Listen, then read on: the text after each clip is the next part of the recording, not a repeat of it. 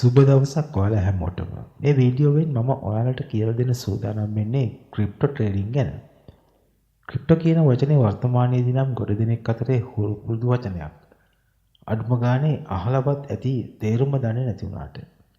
හැමෝම දන්නවා මුදල් ගැන. ඒත් අපේ සාමාන්‍ය භාවිතයේ තියෙන මුදල්. ලංකාවේ නම් රුපියල්, එංගලන්තේ නම් පවුන්ස්, ඇමරිකාවේ නම් US ඩොලර්ස්, යුරෝපයේ රටවල් වල යූරෝ, ඕස්ට්‍රේලියාවේ ඕස්ට්‍රේලියන් ඩොලර්, ජපානයේ යෙන් ඔය වගේ හැම රටකම මුදල් ලේඛක තියෙනවා. අපි ෆොරෙක්ස් ට්‍රේඩින් වලදී මේ මුදල් ලේඛක අතරේ වෙනස ට්‍රේඩින් එකට යොදාගන්නේ කොහොමද කියලා කතා කරා. ඒ වීඩියෝ එකට ලින්ක් එක ඔයාලට අවශ්‍ය නම් මේ වීඩියෝ එක අවසානයේ තියෙනවා. මම ඩිස්ක්‍රිප්ෂන් එකේ දාලා තියන්නම්. ඉතින් අපේ channel එක subscribe කරලා නැත්නම් notification bell icon එක click කරලා active කරගෙන සූදානම් වෙන්න. වීඩියෝ එක අවසානයේ හොඳ නම් විතරක් like එකක් දාන්න. හරි. ඉතින් ක්‍රිප්ටෝ කියන්නේ මොකක්ද? සාමාන්‍ය මුදල් වගේම නොවුනත් ඕනම අවස්ථාවක සාමාන්‍ය මුදල් බවට හරවන්න පුළුවන් ඩිජිටල් මුදල් ඒකක තියෙනවා. මේවා ඇත්තටම නැති ඒ ගනුදෙනු වෙන ඒකකයක්. මේක බැංකුවක් මගින් හෝ කිසියම් එක් ස්ථානයක් මගින් පාලනය නොවන ඒ කියන්නේ ඩිසෙන්ට්‍රලයිස්ඩ් මුදල් ඒකකයක්. හැබැයි මේවත් සාමාන්‍ය මුදල් වගේ ගනුදෙනු වලට පාවිච්චි කරනවා. මෙලදී අරගෙන ලාභ තියාගෙන මේවා විකුණන්න පුළුවන්. ඒකට අපි ක්‍රිප්ටෝ ට්‍රේඩින් කියලා කියනවා. ක්‍රිප්ටෝ ට්‍රේඩින් වලට පාවිච්චි කරන මේ මුදල් ඒකකයට අපි ක්‍රිප්ටෝ කරන්සි කියලා කියනවා. ලෝකේ ජනප්‍රිය ක්‍රිප්ටෝ කරන්සි වර්ග කිහිපයක් තියෙනවා. ඒකෙන් මුල්ම සහ ජනප්‍රියම ක්‍රිප්ටෝ කරන්සි එක තමයි බිට්කොයින් කියන එක. ඉතින් මේ වගේ ක්‍රිප්ටෝ කරන්සි වර්ග රාශියක් අද වෙනකොට ලෝකේ බිහි වෙලා තියෙනවා. මේ ක්‍රිප්ටෝ කරන්සි ට්‍රේඩින් කරනකොට ඒකත් සාමාන්‍ය ගනුදෙනුවක් වගේ තමයි වෙන්නේ. සාමාන්‍ය කඩයකින් භාණ්ඩයක් ගන්නකොට ඒකට අපි මුදල් ගෙවනවා. ඒ වගේම තමයි අපිට US ඩොලර් එකක් ගන්න ලංකාවේ රුපියල් වලින් ගෙවන්න වෙනවා. ක්‍රිප්ටෝ කරන්සිත් ඒ වගේ තමයි. උදාහරණයක් විදිහට අපි බිට්කොයින් කියන ක්‍රිප්ටෝ කරන්සි එක ගත්තොත් බිට්කොයින් එකක් ගන්න ලංකා රුපියල් වලින් ගෙවන්න වෙනවා. එහෙම නැත්නම් ඩොලර් වලින් ගෙවන්න වෙනවා. ඒ කියන්නේ රුපියල් දීලා ඩොලර් අරගෙන ඩොලර් දීලා බිට්කොයින් ගන්න වෙනවා. කොහොම හරි ක්‍රිප්ටෝ කරන්සි එකක් ගන්න මුදල් ගෙවන්න වෙනවා.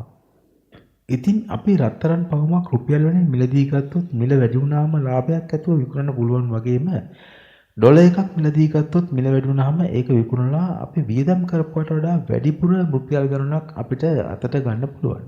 ඒ වගේම තමයි බිට්කොයින් එකක් මිලදී අරගෙන ඒක මිල ඉහළ ගියාට පස්සේ විකුණලා වැඩිපුර මුදලක් අතට ගන්න පුළුවන්. මේක තමයි ලාභය කියන්නේ. ඒ කියන්නේ මෙතන වෙලා තියෙන්නේ ගනුදෙනුවක්. ඒක ක්‍රිප්ටෝ කරන්සි ගනුදෙනුවක්. ඒ කියන්නේ ක්‍රිප්ටෝ ට්‍රේඩින් එකක්. ඊටාම සරල විදියට පැහැදිලි කළේ ක්‍රිප්ටෝ ට්‍රේඩින් වලට අත්පොත් ලබන කෙනෙක් විදියට මේවායේ අලගිය මුලගිය හැමතැනක්ම දැනගෙන ඉන්න ඕන නිසා. මේක උඩින් වටනවා වගේ අල්ලගෙන කරගෙන ගියොත් වරදින් තියෙන ඉඩකඩ වැඩි. ඉතින් ඔයාලට නොමිලේ උගන්වනවා උනත් මේ ලෙසන් එක උඩින් පල්ලෙන් කරලා දාන්නේ නැතුව අකුරක් නෑර මහන්සියෙන් කරන්නේ මේක සාර්ථක කරගත්තොත් ඔයාලට වගේම රටටත් වාසියක් වෙන නිසා. ඉතින් කොහොමද අපි ක්‍රිප්ටෝ ට්‍රේඩින් පටන් ගන්නෙ? ක්‍රිප්ටෝ ට්‍රේඩින් වලදී අපි මුලින්ම කරන්න ඕනේ ක්‍රිප්ටෝ එක්ස්චේන්ජ් එකක් තෝරගෙන ඒකේ අපේ account එකක් හදාගන්න එක. ඒක ඔයාලට ඔයාගේ කම්පියුටර් එකෙන් හරි ෆෝන් එකෙන් හරි කරන්න පුළුවන්. ලෝකේ ජනප්‍රියම ක්‍රිප්ටෝ එක්ස්චේන්ජ් අතරේ Binance, Coinbase මේ වගේ ගොඩක් දේවල් තියෙනවා. මේ ක්‍රිප්ටෝ එක්ස්චේන්ජ් account එකක් හදද්දී අපේ නිවැරදිම තොරතුරු දෙන්න ඕනේ.